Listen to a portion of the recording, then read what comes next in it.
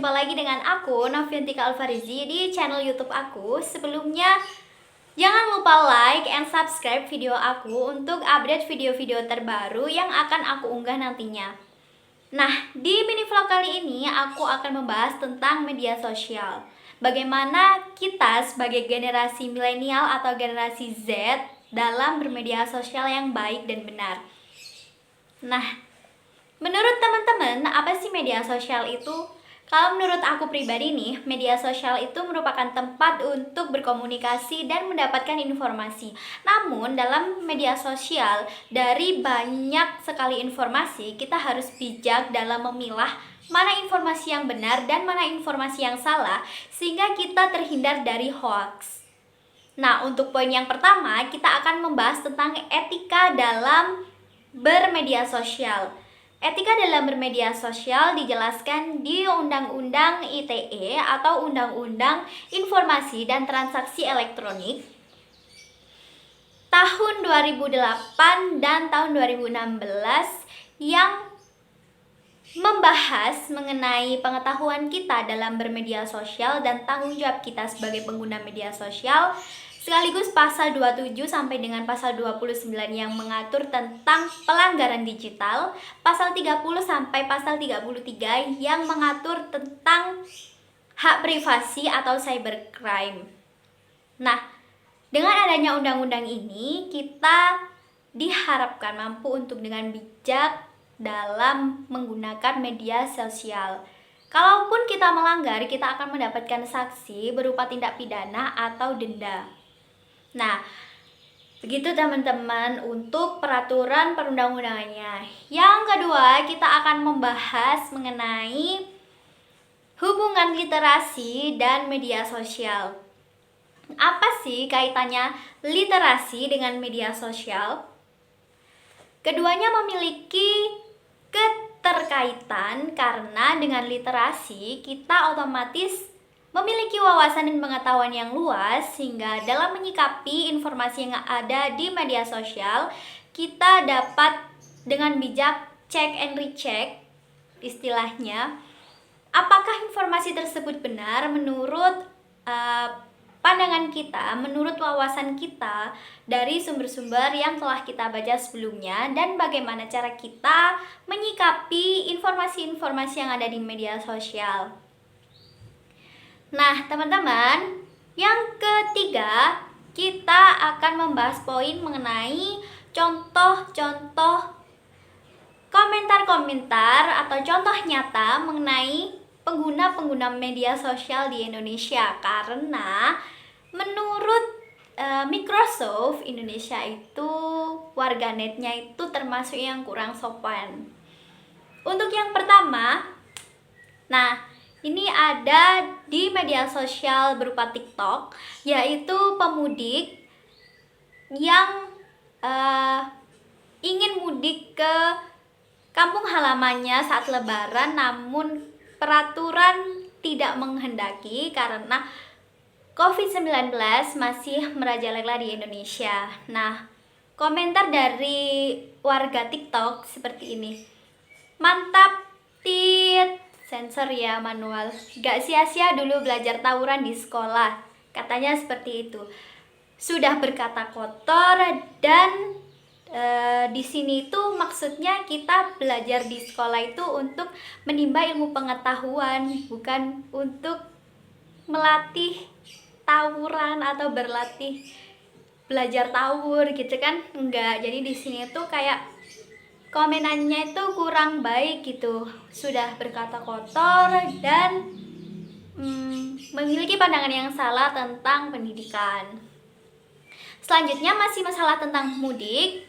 Ini kasusnya masih kasus tentang mudik.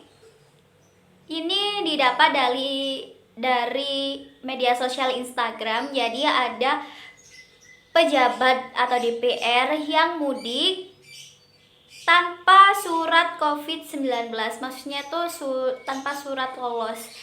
Dan komenannya dari warga Instagram itu pejabat tit, terus kayak keadilan sosial mana, kayak gitu, tajam ke bawah hukumnya, kayak gitu. itu tuh kurang baik sih karena masih ada kata-kata kotornya. Lalu ada lagi, nah ini tuh dari media sosial Twitter. Jadi yang di bawah itu ada komenan yang mengkomentari waktu itu ada kejadian, maksudnya peristiwanya itu lagi pemilu antara Jokowi dan Prabowo, jadi pemilihan presiden. Bunyinya itu gini, ala-ala sudah jangan batit dong Bang Tit.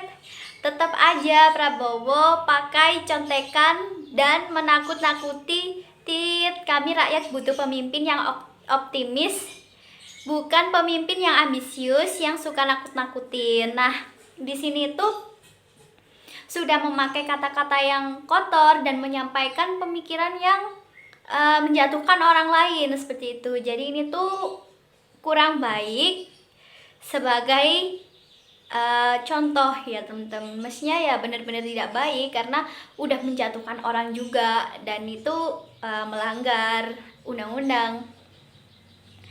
Nah, seharusnya tuh dengan kayak gini tuh kita dapat tahu secara real gitu, oh warga-warga media sosialnya Indonesia tuh seperti ini. Namun ada contoh yang bagus juga yang seharusnya kita contoh. Ini ada contoh dari TikTok. Nah ini tuh ada ibu yang memperjuangkan perempuan dari pernikahan dini. Jadi ada komentar yang bicara kayak, yuk sama-sama kita lanjutkan perjuangan RA Kartini untuk mendapatkan hak sebagai perempuan. Nah itu kan termasuk baik ya, untuk memotivasi kita untuk bersama-sama mengajak dalam hal mendapatkan hak sebagai perempuan. Nah selain itu kabar yang sedih sih dari kapal Nanggala yang tenggelam. Di komen-komenan tersebut itu komenannya bagus-bagus semua karena di sana warga TikTok mendoakan agar kapal tersebut cepat ketemu dan semoga ada mukjizat, semoga banyak yang mengirimkan Al-Fatihah, ada juga yang mengaminkan seperti itu. Jadi itu contoh kayak yang bagus-bagus gitu yang seharusnya kita ketikan di media sosial, bukan hujatan atau kata-kata kotor yang dicontohkan di contoh yang awal-awal tadi. Nah seharusnya nih sebagai warga media sosial kita tuh harus apa sih, tindakan apa yang harus kita lakukan sebagai warga media sosial. Itu pembahasan kita yang poin keempat, yaitu tindakan dalam dunia digital. Yang pertama, tindakannya adalah menghindari intimidasi, pelecehan, perkataan kotor, hujatan, makian yang menyebabkan perpecahan. Yang kedua adalah cek and recheck informasi, dan ini berhubungan dengan literasi yang telah kita miliki, wawasan dan pengetahuan, sehingga kita bereaksi dalam menyikapi informasi itu dapat lebih bijak.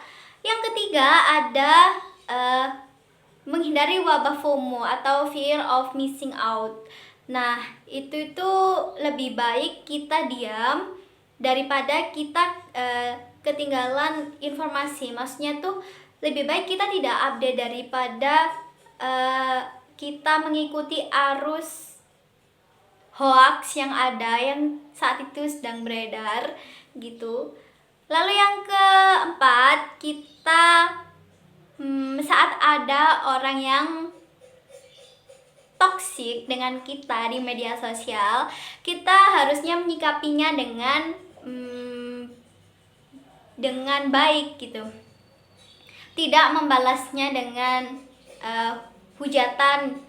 Misal mereka menghujat kita, kita tidak seharusnya menghujat balik, atau mereka berpikiran kontra dengan kita harus menghargai dan tidak maksudnya tidak berargumen yang kontra pula, karena di media sosial itu banyak sekali background pendidikan yang berbeda, background pendidikan orangnya itu beda-beda, pemikiran orang-orang itu beda-beda. Untuk meminimalisir terjadinya perpecahan juga, itu kita seharusnya menyikapinya dengan baik. Diam juga bisa, mendiamkan orang yang menghujat kita, orang yang kontra dengan kita, karena kan kita tujuannya itu untuk mengungkapkan pemikiran yang baik di media sosial dan bijak dalam menggunakan media sosial. Oke teman-teman, sekian dari mini vlog aku hari ini.